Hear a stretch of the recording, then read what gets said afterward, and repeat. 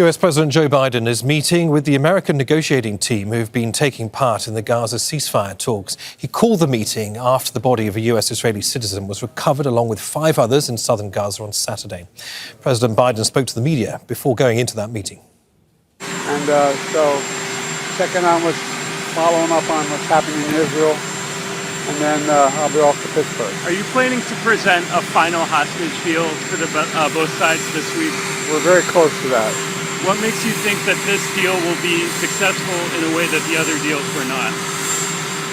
Hope springs eternal. Mr. President, do you think it's time for Prime Minister Netanyahu to do more on this issue? Do you think he's doing enough? No.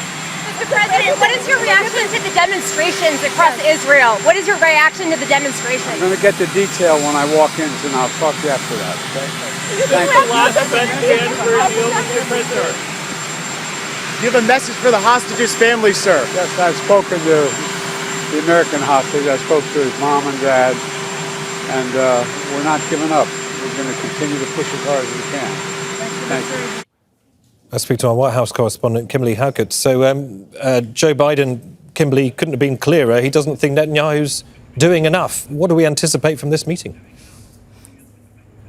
Yeah, well, in the absence of what the U.S. president sees as a lack of effort by the Israeli Prime Minister Benjamin Netanyahu, the U.S. leaders, the U.S. President Joe Biden, along with his Vice President Kamala Harris, and their negotiating team are working in the White House right now, trying to really put the fine details on what is being called a take it or leave it type proposal, when this has been negotiated between the United States, Qatar, and also Egypt, one that will really try to push the Israeli Prime Minister over the finish line to close a deal with Hamas to bring those Israeli captives back to Israel in exchange for Palestinian prisoners in Israeli jails. So what we know is this is really going to be an effort to work along the highest levels of government in a diplomatic push to really get him to try and close this deal.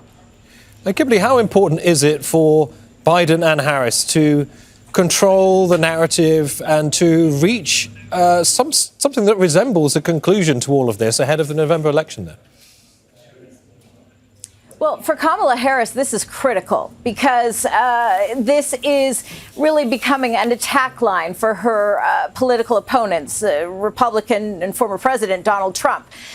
You've got to remember that Kamala Harris, as vice president, is tied to what the American public perceives to be the foreign policy blunders of Joe Biden. Already, he's being blamed and has been attached to sort of a stain from the chaotic Afghan withdrawal, of which she has tried to distance herself. So if this is also perceived to be a failure on the part of the president, and the fact that Kamala Harris has invested herself in trying to reach a ceasefire deal with and push for that with the Israeli prime minister, she is also going to be blamed for that. So she's working hard, but the bottom line is even as they've tried to campaign in Pennsylvania, this crisis is certainly something that's going to overshadow that campaign appearance. All right, Kimberly, many thanks for that. Kimberly Halkett at the White House. Make sure to subscribe to our channel to get the latest news from Al Jazeera.